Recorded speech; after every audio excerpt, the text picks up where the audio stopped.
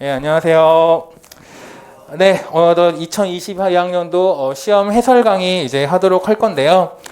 아까 서두에도 짤막하게 말씀드렸던 것처럼 한국사랑 동양사 저는 처음에 그냥 얼핏 봤을 때는 되게 쉬워 보였어요. 몇몇 문제가 굉장히 쉬워서 뭐야 뭐 이런 걸 냈어? 뭐 이렇게 조금 아쉬운 느낌도 있었는데 그건 저희 착각이었습니다. 자세히 하나하나 뜯어보니까 굉장히 어려운 문항들, 변별력 있는 문항들이 많았어서 아마 여러분들도 시험장에서 조금 당황했을 것 같아요. 또 이거 쉬운 거 아니야? 라고 생각했다가 뭐지 막 이런 식으로 고민도 많이 됐을 거고, 그러니까 문항마다 난이도 편차도 있고 변별력 있는 문항들도 많았으니까 여러분들 너무 이렇게 실수한 것들 걱정하지 마시기 바래요. 걱정하지 마시고 여러분들 충분히 잘 썼으니까요. 너무 염려하지 마시기 바랍니다. 자, 그래서 이거 지금 올라간 자료에도 보면은 한국사가가 이번에 20점이 출제가 되었어요. 원래 한국사는 24점, 많을 때는 26점까지 출제가 되었다가 20점으로 조금 감소를 하였고, 그 다음 동양사가 또 20점으로 치고 올라왔죠. 너무 울리는데 괜찮아요? 네네, 할게요. 네, 그래서 이렇게 영역별로 조금 두 과목이 점수가 너무 똑같이 이렇게 나왔는데, 이런 것들이 어떻게 조금 여러분들이 괜찮았을지 모를 것 같고, 그 다음에 이제 동양사 같은 경우에는 명청시대가 집중적으로 출제가 되었어요. 제가 마지막 주에 아마 목요일 모의고사 풀이 때도 그랬고 금요일날 모의고사 때도 명청시대 엄청 외쳤는데, 참 저도 이렇게 명청시대를 외쳤지만 문제가 거의 2.5문제까지가 출제가 될 줄은 솔직히 저도 몰랐는데 시험지를 보고 명청시대 나왔네?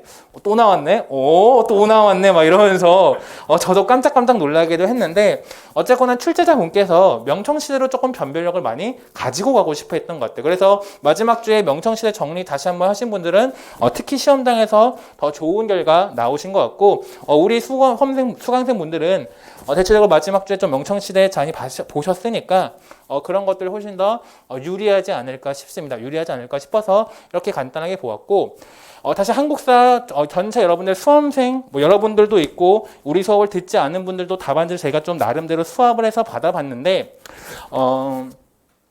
한국사 같은 경우에는 고대사가 한두 문항이 조금 되게 쉬워 보였는데도 막상 까고 들어가니까 점수가 그렇게 좀 높지 않았습니다. 그래서 한국사 같은 경우에는 한 13점 정도 받았다라고 한다면 선방한 것이다. 13점 이상이다라고 한다면 합격에 가까워졌다라고 보시면 좋을 것 같고요. 동양사 같은 경우에는 한 14점 정도 받았다라고 한다면은 합격에 가까워졌다라고 보시면은 좋을 것 같아요. 근데 이게 모든 과목에 다 실수가 없을 수가 없기 때문에 아마 채점을 깐깐하게 한다라고 한다면 아마 50점 정도면은 2차 준비를 해야 될 점수라고 저희는 말씀을 드리고요. 만약 조금 더 루즈하게 채점되는 문항들이 조금 더 있다라고 한다면 커트라인은 그에 맞춰서 조금 더 올라갈 수도 있다는 점은 말씀을 드릴 수 있을 것 같아요. 그래서 교육학이 나름대로 여러분들 우리 역사 수험생들 평균에 맞춰져 있고 전공이 단 그 정도 점수라고 한다면 2차 시험을 준비하는 것이 맞을 것 같습니다. 맞을 것 같고요. 지나간 점수 너무 걱정하지 마시고 한번 문제 하나하나 같이 한번 유사 정답들 같이 한번 뽑아 보도록 하겠습니다. 먼저 A형 2번 문제로 가면요. 틀리신 분들을 거의 못 봤습니다. 오경정의와 경교, 다른 것들은 없었죠. 저는 틀리시는 분 거의 없고요.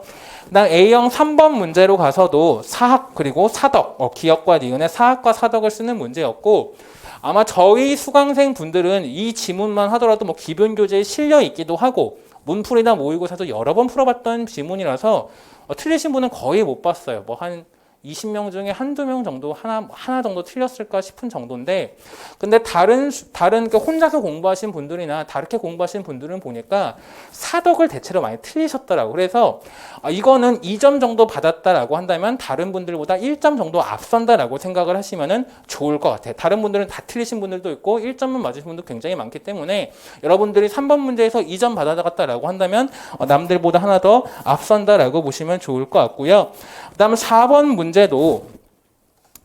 저는 처음에 이게 지문이 굉장히 익숙한데 설마 이걸 물어본 거야? 라고 하면서 문제를 한 3번 읽은 것 같아요. 3번 읽었는데 흑수말갈과 신라라고 하는 건 굉장히 쉬운 문제였고 많이 다뤄본 사료이기도 했는데, 여기 니은에다가 순간적으로 착각을 해서 발해라고 쓰신 분들이 간혹 있기는 있어요. 간혹 있기도 하고 좀 엉뚱한 답을 쓰신 분들, 특히 뭐 혼자서 공부하시는 분들 이거 좀 처음 보는 사료기도 해서 엉뚱한 거 쓰시기도 해서 이것도 2점 다 받아갔다라고 한다면 남들보다 1점 정도 앞섰다라고 보시면은 좋을 것 같습니다. 넘어가도록 할게요. 6번. 6번도 기억에 뭐 베이징 너무나 쉽죠. 그리고 황종이의 명의대방론이라든가 이런 것도 너무 누누이 얘기했으니까 너무 쉬웠죠. 북경 혹은 베이징 쓰시면 좋을 것 같고, 그 다음에 문제가 조금 제가 봤을 때 여러분들 답이 굉장히 많이 갈렸던 게 이 지그세 내용을 니은과 연관해서 쓰시오라고 했는데, 베이징의 수도를 둔 해악을 하도와 연계해서 이제 관련지어 서술할 것이라고 하는데, 그렇다면 운하와 관련해서 무언가 특정적인 키워드를 쓰셨을까? 운하의 그 특정 운하의 명칭과 함께 축조 비용이라던가 수리 비용, 그 다음에 강남에서 북경으로 오는 것까지의 그런 온갖 운송 비용 문제를 구체적으로 써주셨어야 되는데, 여기다가 생뚱맞게 뭐 경운련례은을 쓰신 분들도 있고, 여기다가 생뚱맞게 뭐 갑자기 무관의 봉급 이야기를 쓰신 분도 있고 한데, 운하의 포인트를 맞춰야 됩니다. 운하의 포인트를 맞춰야 되고, 운하가 지문 안에 있으니까 운하 플러스 뭔가 구체적인 서술들이 들어가야 되는데, 그냥 운하만 쓰신 분들도 있고 제법 많고요. 운하 이외의 다른 것과 연계시키신 분도 굉장히 많아. 그런데 본인들의 채점을 쓰는 여기다 동그라미를 써가지고 보내신 분들이 굉장히 많았거든요. 그래서 아마 실제 점수와 여러분의 점수가 차이가 난다면 여기서 하나의 포인트가 될 수 있다라고 하는 것들 보시면 좋을 것 같고요. 그다음 니을은 뭐 도르곤, 그다음 미음은 이자성이라고 하는 것들은 뭐 너무 도르곤은 굉장히 많이 틀렸으니까 도르곤 틀려도 괜찮은 것 같고, 이자성은 거의 무조건 맞췄었어야 되는 문제다. 그래서 이 문제도 2점 이상 받아갔다라고 한다면은 남들보다 앞설 수 있는 점수 문제다라고 하는 것들 기억을 하시면은 좋을 것 같습니다. 뭐 많이 다뤄봤던 문제였어요. 많이 다뤄봤던 문제였으니까 괜찮았습니다. 넘어갈게요. 네, 그 다음 8번 문제로 가서요. 여러분들 한문 사료 문제는 어떤 한문 사료가 나오더라도 반타작 이상하면 무조건 이득입니다. 왜냐하면 작년에 구품중정제 문제도 굉장히 쉬웠지만 다 틀리신 분들이 굉장히 많았어요. 다 틀리신 분들이 굉장히 많았기 때문에 이런 문제 같은 경우도 2점 이상 가져간다면 무조건 이득이다라고 하는 것들 보시면 좋을 것 같아요. 그래서 기억은 중방이고요. 니은은 이제 교정도감이다라고 하는 것들 쓰시면 되고, 그다음 기억을 중심으로 정치가 운영되던 시기와 비교하여 이 시기 권력 구조의 특징을 서술할 것이라고 하니까 우리 이런 문제 많이 풀어봤죠. 비교한다라고 했으니까 중방의 그런 그 시기의 권력 구조와 그다음에 교정도감 이런 것들을 대조해서 쓰시면 가장 좋았을 것 같아요. 그래서 중방 시기에는 뭐 상장군과 대장군의 합의체, 그다음 뭐 권력 분점 뭐 이런 식으로 포인트를 맞춰서 쓰시면 좋을 것 같고, 그다음에 기억을 중심으로 정치가 운영되는 시기는 최충원이 혹은 뭐 교정별감이 감찰권과 인사권 등을 모두 장악하여 권력을 독점하였다라고 하는 식으로 권력의 분점과 권력의 독점을 특정 당시의 키워드들을 같이 써주셨어야 정답을 처리가 가능할 것 같습니다. 뭐 교정별감, 뭐 관리, 인사권과 감찰권의 장악, 혹은 뭐 상장군, 대장군의 합의체 이런 것들을 구체적으로 써주셨다면 훨씬 더 좋았을 것 같고요. 그다음 밑줄 친 지그시 가리키는 두 관부라고 하는 게 이 성대라고 하는 것이요. 아마 네이버 백과사전이나 네이버 어학사전 같은 데 쳐보면은 어사대와 중서문화성을 뜻한다라고 나와. 어사대와 중서문화성을 뜻한다라고 나와 있고, 관직이 아니라 관부를 물어봤기 때문에 낭사라고 쓰는 건 정답으로 인정이 어려울 것 같습니다. 이거 두 개 써야 1점으로 처리가 될 것 같아요. 어사대와 중서문화성까지만 써주셨어야 됐을 것 같습니다. 그래서 여기는 뭐 2점 이상 받아갔다면 좋을 것 같고, 근데 예상 외로 다 틀리신 분들도 좀 있는 것 같고요. 그 다음에 1, 2점만 받아가신 분들 많으니까 2점 이상 받아갔으면 굉장히 이득이다라고 하는 것들 보시면 좋을 것 같아요. 그 다음 9번 문제 보도록 하겠습니다. 9번 문제는요. 저 이거 문제를 한 10번은 더 읽은 것 같아요. 왜냐면은 1914년 부제를 시행했는데 그것의 내용을 쓰라라고 되어 있거든요.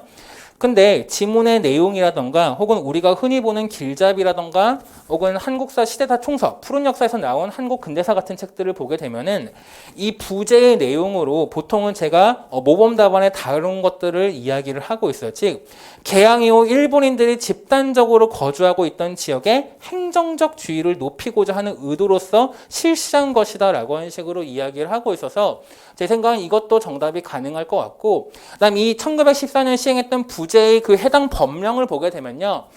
부협의회를 설치한다라고 하는 것이 행정조문으로서 마련이 되어 있습니다. 부협의회에 관련된 이야기가 있어서 부협의회도 정답으로 인정이 가능하지 않을까 싶어. 저는 둘 다 답이 가능하지 않을까 싶은데 이거는 출제자에 따라서 조금 답이 어떻게 될지는 저도 조금 고민이 되는 지점이긴 한데 그 두 가지 저는 다 가능할 것 같고요.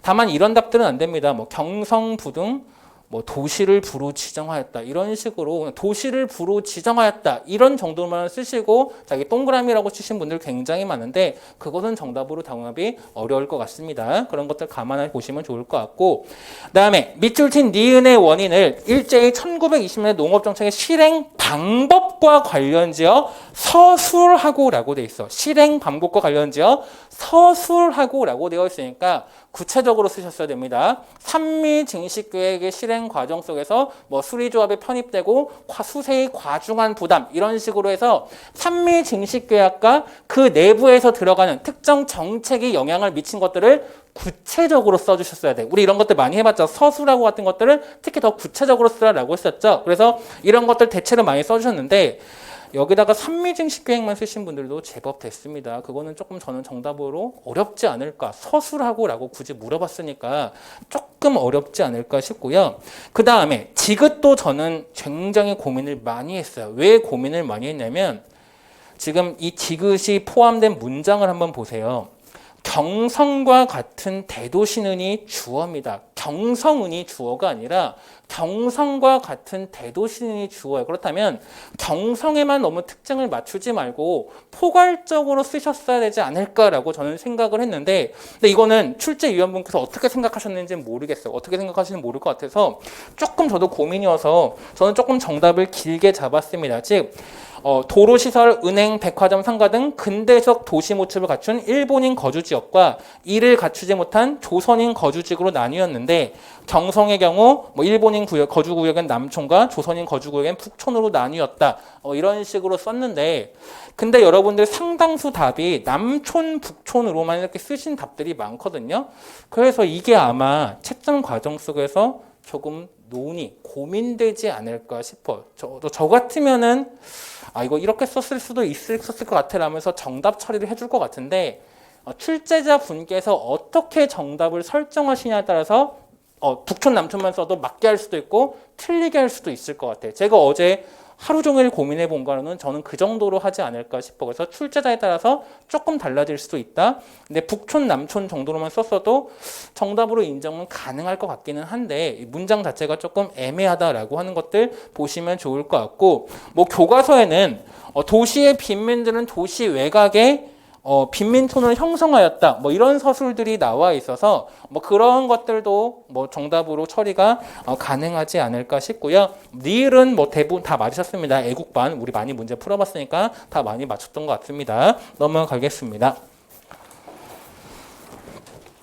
그래서 방금 문제도 부제를 상당히 많이 틀렸기 때문에 잘 쓰신 분은 잘 쓰셨지만 많이 틀렸기 때문에 부제도 일단 어려웠고요. 그 다음에 거주구역 구분하는 것도 여러분들이 조금 당황해서 북촌, 남촌을 바꿔 쓰신 분들도 제법 있어가지고 이것도 2점 이상 받아갔다면 여러분들 이득인 문항이다라고 하는 것들 보시면 좋을 것 같습니다. 12번 문제로 갈게요. 저는 12번 문제를 처음 봤을 때 얼핏 보고 와 다룬 거 다 나왔네 대박 하면서 했는데 다시 문제를 보니까 괄호 안에 니은에 들어갈 거 어머나 이런 것까지 내셨네 라면서 한숨이 푹푹 나왔습니다. 먼저 밑줄친 기역의 안내 양회의 방침이라고 하는 것은 국내를 안정시킨 뒤 외국의 침략에 대처한다는 것으로 공산당의 세력을 먼저 토벌하고 일본의 침략에 대처한다는 것이다. 이런 것들 둘 중에 하나 쓰시면 다 될 것 같고요. 니은에 들어갈 건 돈목방교령입니다. 돈목방교령인데 이게 중국 근현대사 삼천리 책에 한 줄 나오는 부분이고 우리가 수업 시간에 5, 6월 달이나 7, 8월 달이나 9, 10월 달에 계속 해설지 같은 걸로 중국 근현대사를 좀 발췌해서 많이 드렸는데 딱 발췌해서 드린 부분에 바로 앞문장에 있더라고. 바로 앞문장에 있어서 이 문제를 보고 정말 책을 태워버리고 싶었는데 내 책을 혼자서 몇 번 읽으신 분들도 대체로 많이 틀렸어. 그렇기 때문에 이 문제를 맞으신 분은 거의 없다라고 보시면 되고요. 이거는 그냥 이 문제도 이거 니은은 틀려도 전혀 의미 없다라고 보시면 좋을 것 같습니다.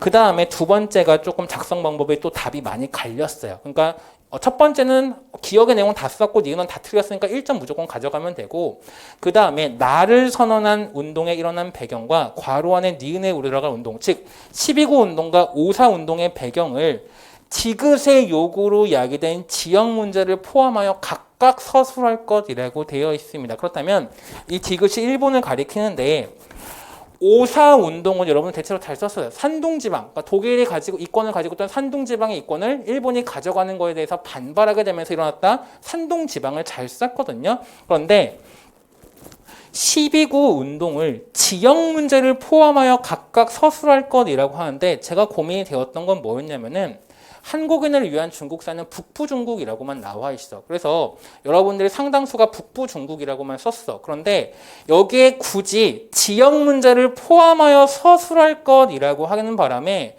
이게 조금 고민이에요. 왜냐하면은 과거에 서양사에서 북부 이탈리아라고 답을 쓴 거를 다 그었던 적이 한 번 있거든요. 그었던 적이 있어서 여기다가 뭐 열하라던가 북평, 베이핑이라던가 혹은 화북지역 같은 구체적인 명칭을 써야만이 정답으로 인정할 가능성이 저는 제법 있다라고 봅니다. 제법 있어요. 그러니까 이것도 출제자의 마음이야. 출제자의 마음인데 북부 중국 이야기만 썼어도 다 맞게 처리할 수도 있지만 굳이 지역 문제를 포함하여 서술할 것이라고 굉장히 구체적으로 물어봤기 때문에 특정 지명 명칭을 구체적으로 써야만이 정답으로 처리를 할 수도 있을 것 같아요. 그래서 화북이라던가 열화, 베이핑 뭐 이런 것들을 쓴다던가 했다면은 정답 가능성이 훨씬 더 높고 북부 중국은 제 생각엔 약간 조금 세모 정도로 봐야 되지 않을까 싶어. 이거는 저라면은 맞게 할 것 같은데 출제자에 따라서는 그을 수도 있을 것 같아요. 저는 작년에 소도회의 난도 태평천국까지도 맞게 할 것이라고 생각을 하고 해설 강의를 한번 했던 적이 있는데 제 예상과 다르게 태평천국을 그었어요. 왜냐하면 태평천국을 이야기했던 책도 있었음에도 불구하고 그랬던 적이 있어서 조금 고민을 해봐야 될 것 같습니다. 넘어갈게요. 다음 2번 B형 2번 문제인데요. 틀리신 분은 많지 보지는 못한 것 같아요. 왜냐하면 이거 2014년도 기출로 나왔던 문제이기도 하고 교과에서도 워낙 잘 나와 있어서 정약용 선생님과 여유당 전서 대체로 잘 썼습니다. 넘어가도록 할게요. 여기서는 2점 못 가져갔으면 남들보다 까인다라고 보시면 됩니다. 가져갔어야 돼. 공부를 하신 분은 대체로 다 맞았습니다. 물론 공부를 안 하신 분은 많이 틀렸겠지만 4번 문제는요. 이것도 정답이 많이 갈렸어요. 왜냐하면은 기억의 샌프란시스코 강화 조약을 일단 샌프란시스코 강화 조약으로 언급조차 못하신 분들이 제법 있었어. 이거 우리 수업 시간에도 여러 번 했어. 왜냐하면 동아시아 교과서도 나오고 한국사 교과서도 나오고 하기 때문에 여러 번 했음에도 이게 일단 어느 국가의 조약인지가 헷갈렸는지 엉뚱한 조약을 쓰신 분들이 제법 됩니다. 그래서 기억 맞았으면 여러분 1점 앞서간다라고 보시면 좋을 것 같고요. 그 다음 밑줄친 밑줄친 니은이 일본에 의해 어떻게 활용되는지 서술할 거. 순간적으로 니은을 못 봐가지고 순간적으로 헷갈렸습니다. 그런 것은 독도의 영유권, 즉 독도가 빠짐으로써 독도의 영유권을 계속해서 주장하게 되는 근거가 되었죠. 그 다음에 이건 다 잘 썼습니다. 그 다음에 디귿에 근거하여 열린 한일연합에서 체결된 대일 청구권과 관련된 협정 내용을 서술할 것이라고 되어 있는데 이게 답이 굉장히 많이 갈려요. 왜냐하면은 구체적인 X를 쓰라는 문항인지 혹은 국가가 대신해서 개인 청구권의 소멸 등을 된 것들을 쓰라는 문항인지가 여러분들 조금 많이 헷갈리셨던 것 같은데 어쨌거나 교육과정상에 있는 모든 교과서에서는 X를 구체적으로 언급을 하고 있어서 저는 X를 구체적으로 말씀을 드렸습니다. 그래서 먼저 개론서의 표현에는 이렇게 나와 있습니다. 여기 나와 있는 대로 일본이 3억 달러의 무상자금, 2억 달러의 장기저리 정부 차관, 그리고 3억 달러 이상의 상업 차관을 공유하기로 하였다. 이게 우리 역사넷 같은 전문 개론 서적에서 나오는 이야기고요. 다만 한국사 교과서, 대부분의 한국사 교과서에서는 밑에 나와 있는 대로 무상 3억, 유상 2억, 민간 차관은 1억 달러 이상이라고 쓰여 있고요.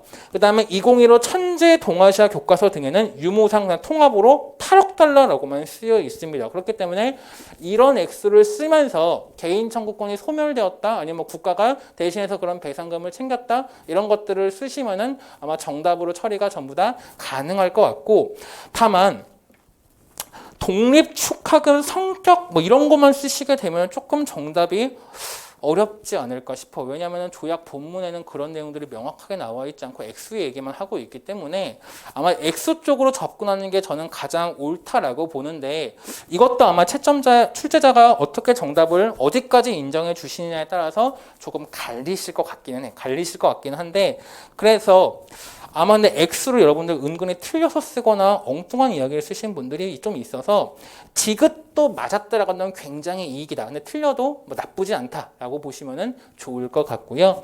그다음 니을이 포함된 이유를 미국의 연합부를 대표하여 조약책을 추진한 목표와 관련지어 서술할 것이라고 되어 있는데, 동아시아 교과서 같은 데 보면 명확하게 나와 있죠. 중국이 공산화되고 6.25 전쟁의 발발함에 따라 미국이 일본을 동아시아의 반공기지로 삼고자 함이었다라고 해서 이 1950년대 초반이라고 하는 특수한 상황과 연계해서 썼어야 정답으로 처리가 되지 않을까 싶습니다. 단순히 반공기지 이런 것만 썼다라고 한다면 정답 처리가 조금 어려울 것 같아요. 왜냐하면은 샌프란시스코 강화조약이 1950년대 초반에 맺어졌다라고 하는 것을 알고 있니를 물어보는 건데, 단순히 반공, 냉전 이런 것만 써버리게 되냐면 얘는 50년대인지 50년대 말인지 60년대인지 모르는 거 아니야 라고 하면서 그을 수 있는 가능성이 저는 제법 있다라고 봅니다. 저라면 그을 것 같아요. 저희 기준에는 그을 것 같거든요. 그래서 6.25 전쟁 혹은 중국의 공산화 이런 것들과 연계해서 쓰셨어야 되는 문항이다라고 하는 것들 보면 좋을 것 같습니다. 근데 이거는 뭐 채점 과정에서 어떻게 갈릴지는 조금 더 봐야 될 것 같아요. 넘어가도록 하겠습니다. 네. 일단 뭐 6번 문제는 뭐 당고의 금이라던가 뭐 이런 것들은 뭐 3번, 4번 올해 풀어봤죠. 뭐 거의 저 후한서 당고 열전에 있는 지문을 다 낸 것 같아요. 거의 다 냈었던 것 같은데 살짝 피해서 내긴 했는데 그래도 뭐 쉽게 풀 수 있는 문제였습니다. 그래서 기억에 들어갈 용어 환관, 뭐 틀리신 분 못 본 것 같아요. 저희 수강생들 중에서는. 그다음 기억이 권력을 장악하게 된 배경이라고 하는 것들 뭐 중상시 소왕문, 중앙문 등의 환관부 신설이라던가 혹은 환제가 환관과 모의하여 외척 양시일 쪽을 주설한 이후 환관의 세력이 강성해지게 되었다. 두 가지 모두 동양사 개론에 나오는 표현들이어서 둘 다 정답으로 처리가 가능할 것 같고요. 다음 당고의 금, 직용의 변 이것도 대체로 다 많이들 맞으신 것 같아요. 그래서 이 문제 같은 경우에는 합격권에 있으신 분은 대체로 3점 이상 받아갔다라고 하는 것들 보시면 좋을 것 같습니다.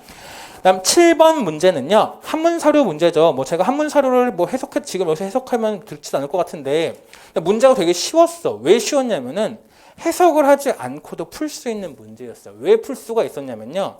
먼저 작성법문 두 번째를 봐봐요. 맹약의 이름을 쓰래. 제가 혹시나 우리 교재에 맹약이 다른 게 있나라 해서 제 교재 PDF 파일로 맹약을 검색해 보니까 전연의 맹약밖에 안 나와. 우리 교과서나 어느 개론서를 봐도 전연의 맹약밖에 안 나오거든. 그래서 해석도 안 하고 전연의 맹약 그 내용 한 가지 뭐 다 쓰신 거 대체로 잘 쓰신 것 같고요. 그 다음에 기억과 지긋이 가리키는 왕조의 이름을 쓰라라고 했는데 지긋에 보면요.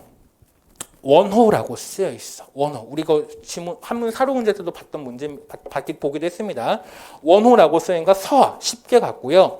그 다음에 지긋이 원호고 니은이나 기억 둘 중에 하나가 송과 거란 같은데 이 거란이라고 하는 친구가 뭔가 뒤에 나오고 그 다음에 이 사료 자체가 속자치통감 장편이니까 속자치통감 장편 북송의 역사를 기록한 책이니까 여기서의 조정 당연히 송나라 혹은 뭐 북송일 것이다 라고 접근하시면 되었을 것 같고 지긋은 서화 그 다음에 맹약, 전연의 맹약 이런 거 해서 한문 사료 문제긴 하지만 쉽게 접근할 수가 있어서 뭐 2점, 3점 이렇게 받아가신 분들이 제법 있었다라고 보시면 좋을 것 같아요. 그래서 한문 사료 문제지만 조금 난이도는 작성 방법 때문에 낮았다라고 보시면 되고, 제가 한문 사료 문제를 이렇게 맨날 작성 방법으로 힌트를 많이 주려고 문제를 내서 여러분들이 야매로 잘 푸시더라고. 우리가 모의고사 때 보면 야매로 잘 푸시던데 그렇게 야매로 푸셨다면 충분히 거기서 문제에서 4점 이상 받아간 경우가 많았다라고 보시면 좋을 것 같고, 다만 한문 사료이기 때문에 이게 순간적으로 시험 상황에서 눈이 덜덜덜 떨려서 순간적으로 하나 잘못 생각하시면 완전히 잘못 생각해서 다 틀리신 분들도 조금 있었습니다. 다 틀리신 분들 조금 있어서 이 문제도 2점 이상 받아갔으면 잘한 것이다 라고 보시면 좋을 것 같습니다. 좋을 것 같고요. 그다음 마지막 10번. 10번 문제도 제 기준에서는 14점 다 받아가신 분들이 많지 않았어요. 제 기준에서는 다 많지 않았는데 먼저 보겠습니다. 군관을 처형한 이후로 교육제도 개혁의 내용을 쓰래요. 만약 내용을 서술하고 라고 했으면은 제가 조금 더 답을 엄밀하게 잡았을 것 같은데, 일단 교육제도 개혁의 내용을 쓰라라고 했으니까 뭐 국학 설치만 들어가도 정답 처리는 가능할 것 같아요. 국학 설치만 들어가도 가능할 것 같고, 근데 저는 찝찝해서 그냥 뭐 15에서 30대 귀족자재 이런 것들을 정답지에 넣긴 했는데, 아마도 그냥 평범하게 본다면 국학 설치만 쓰셨어도 되지 않을까 싶고요. 여기다가 뭐 타학이라던가 뭐 국자감을 쓰신 분들도 간혹 있었습니다. 안 됩니다. 안 됩니다. 안 돼요. 안 되고, 그 다음에 이를 인재 양성의 측면에서 서술할 것이라고 되어 있으니까 유교적, 특히 왕권의 국왕권 혹은 전제 국왕권에 충성하는 유교의 이념에 충실한 인재를 양성함이 위함이었다라고 해서 유교라고 하는 것을 핵심 키워드로 해서 쓰셨다라고 한다면 정답 처리는 모두 가능할 것 같아. 그런데 새로 실시된 관인급여 제도의 내용을 두 가지 서술할 것이라고 되어 있어.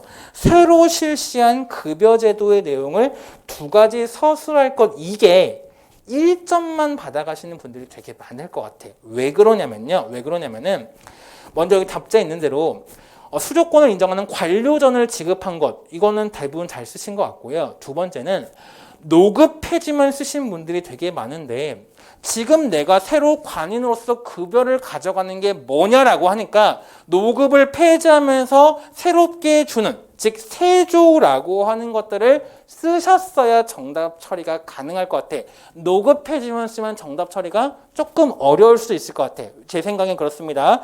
출제자가 조금 마음을 넓게 봐주신다라면 노급 폐지만 써도 맞을 수도 있지만, 제 기준에서는 세조 지급까지 같이 썼어야 됐을 것 같아.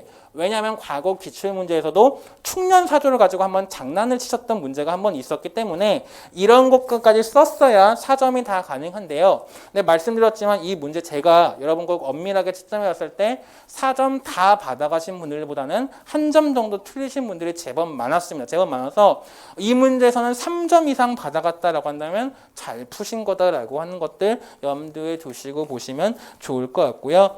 해설 강의는 이 정도로 할게요. 대부분 다 익숙한 사료였어요. 우리 다 다뤄본 문제였는데 막상 채점해 보니까 아쉬운 것들 굉장히 많을 겁니다.